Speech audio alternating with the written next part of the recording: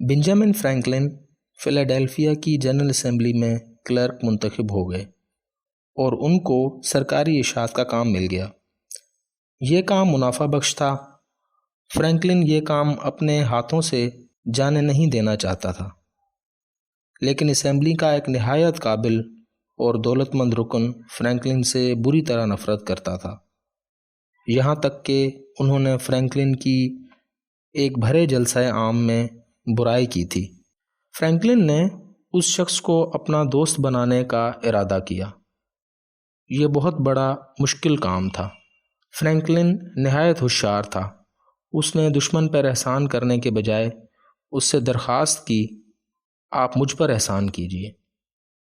Franklin نے اس کے احساس برتری کو متاثر کیا، اسے اہمیت دی اور نہایت محتاط انداز میں اپنے حریف کے علم اور کارہائے نمایاں کی تعریف کی۔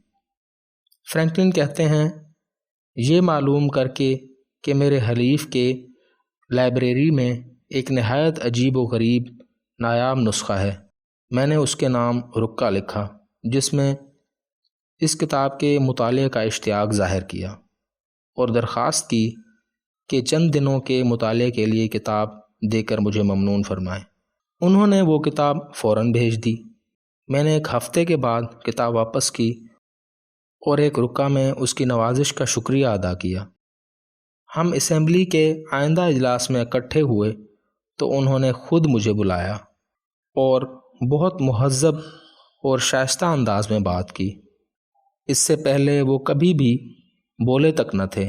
انہوں نے وعدہ کیا کہ وہ آئندہ ہر وقت میری خدمت بخوشی بجا لائیں گے۔